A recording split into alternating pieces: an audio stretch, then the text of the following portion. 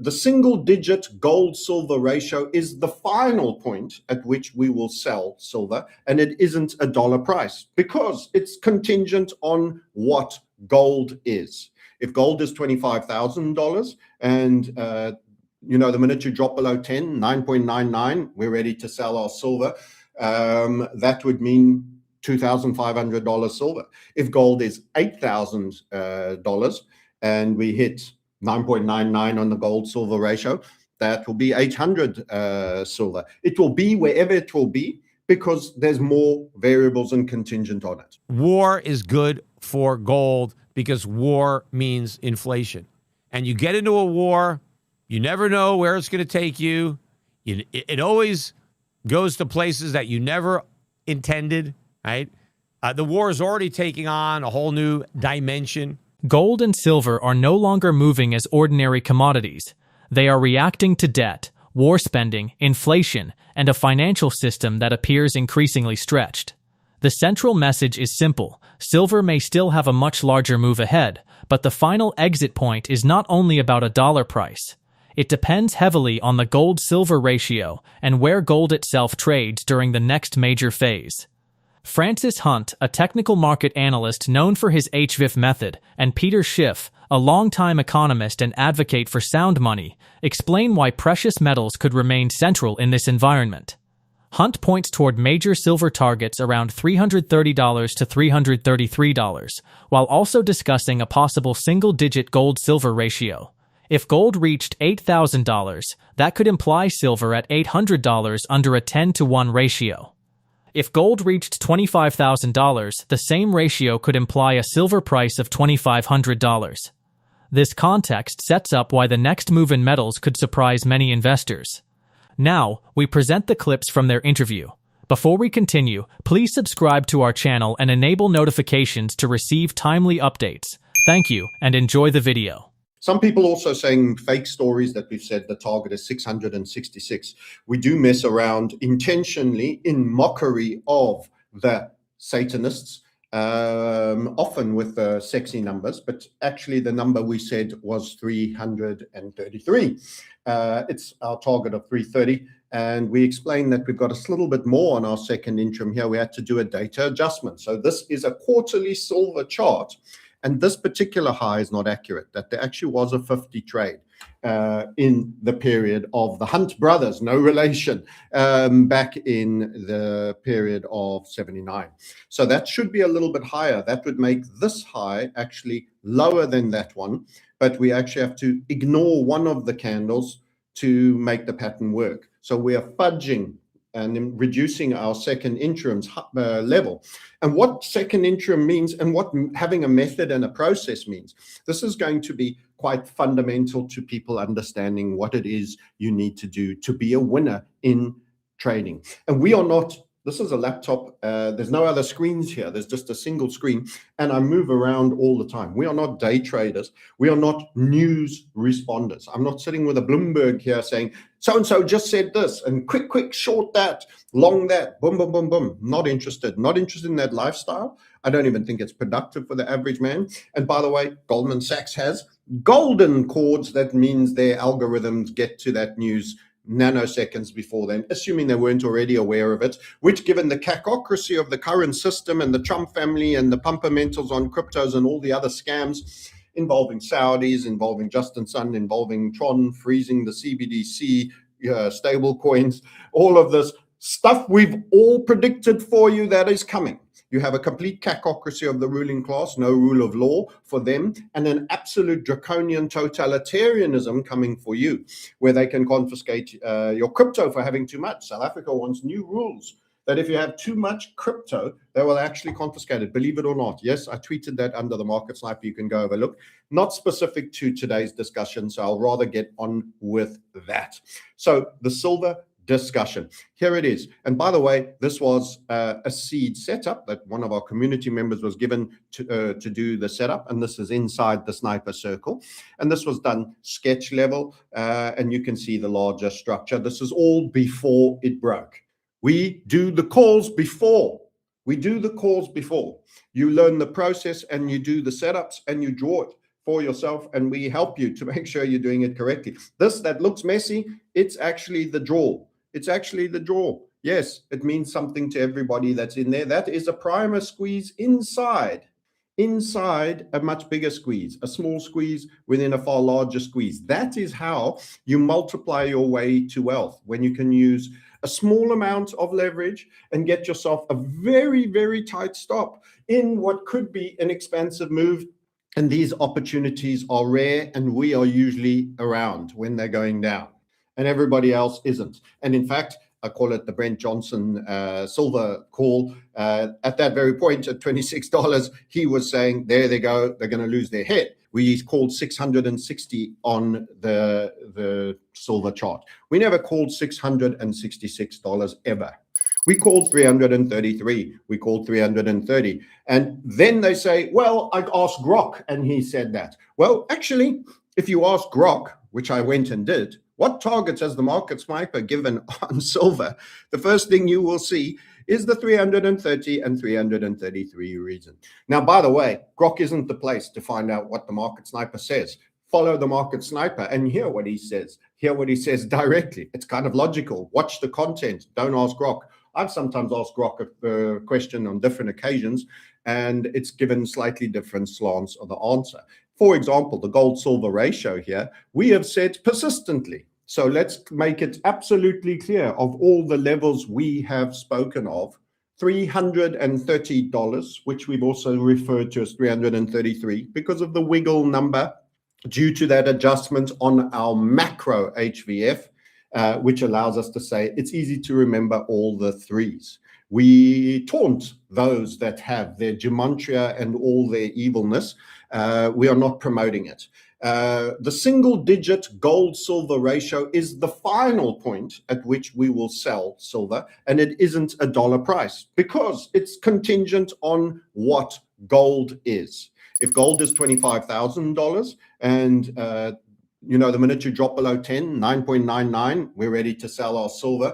That would mean $2,500 silver.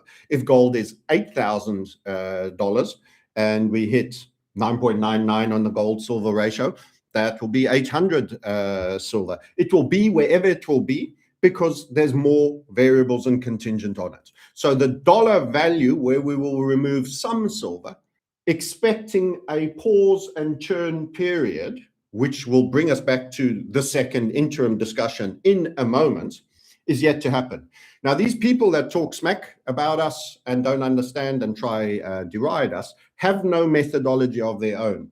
They'll throw out numbers that they'll suck off their thumb, which has been in some darker part of their anatomy, and they have no real knowing. These are method-free people. It's the Max Kaiser school of Bitcoin will be $250,000 at the end of the year or $1 million.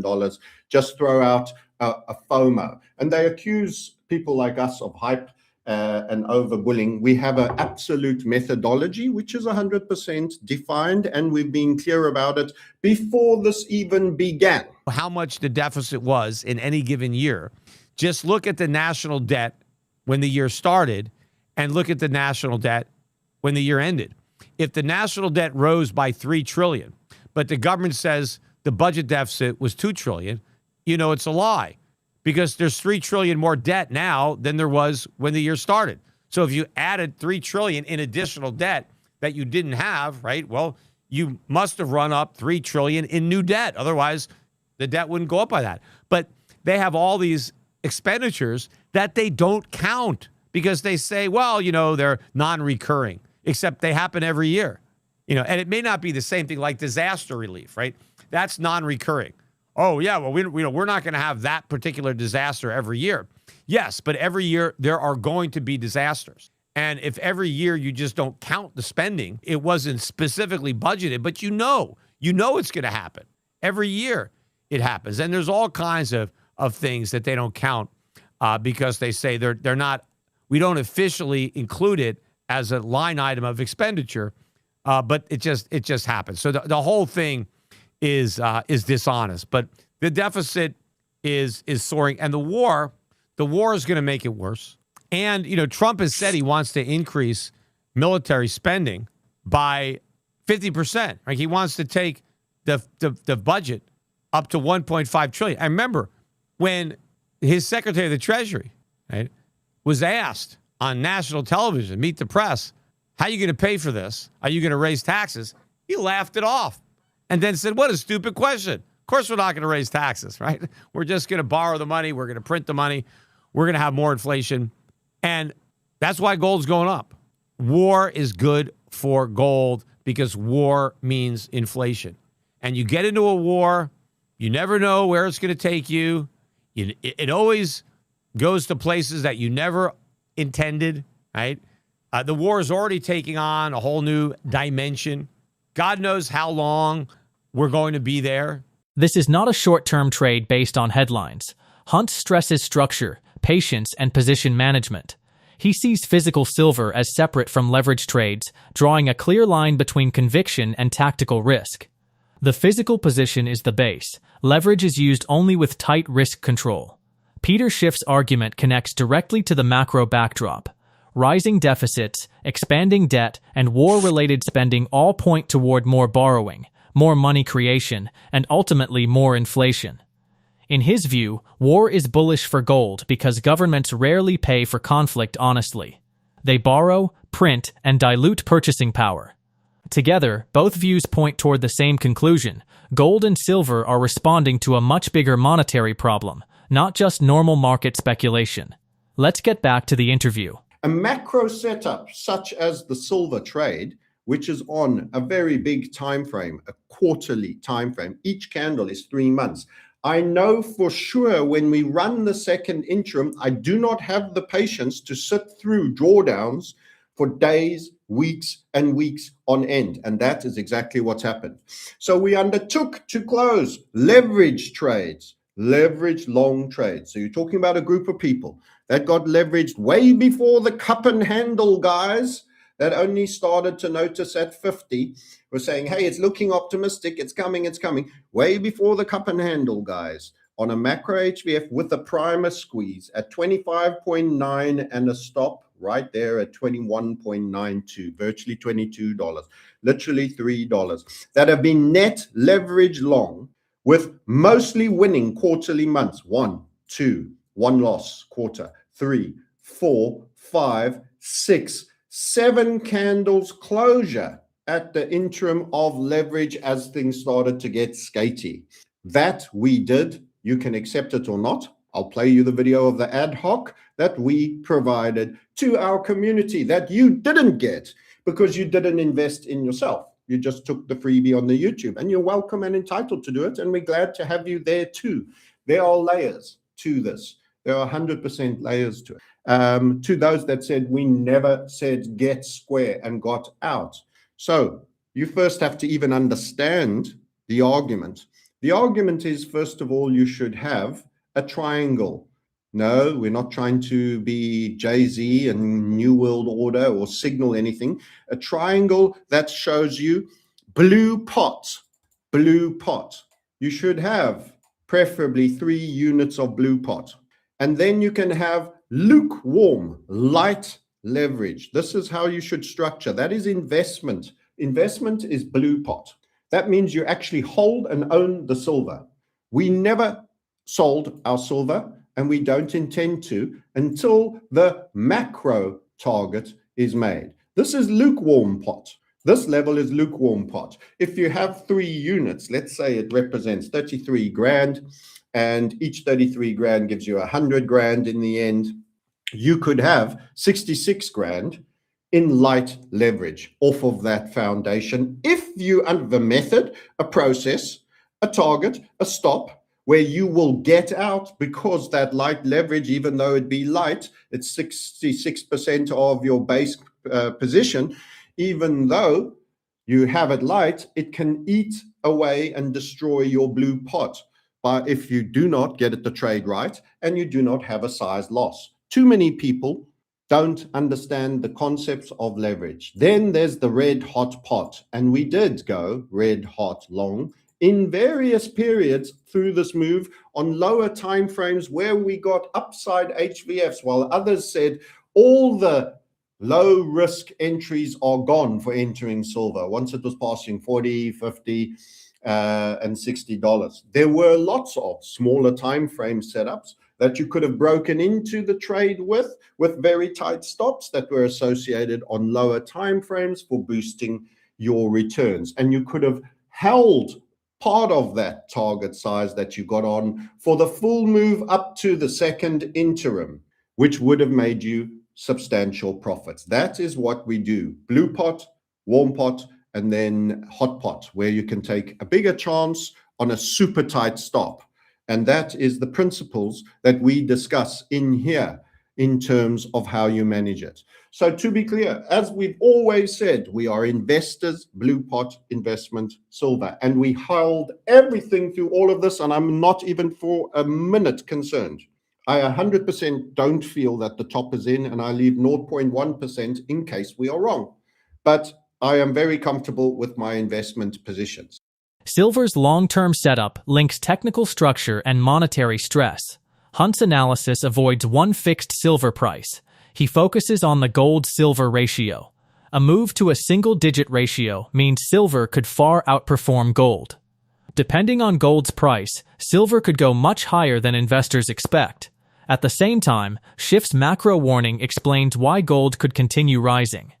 If governments keep expanding deficits, increasing military spending, and funding obligations through debt and money creation, inflationary pressures do not disappear. It becomes part of the system. That is the environment where gold often strengthens, and silver can move even faster once momentum shifts. This precious metals cycle matters. It's about more than charts, targets, or short-term volatility. It's about trust in paper assets, government debt, and money's future purchasing power. Share your thoughts on their analysis in the comment section below. If you find this video informative, please support and turn on notifications to stay informed about our latest videos. See you in the following video. Thanks for watching.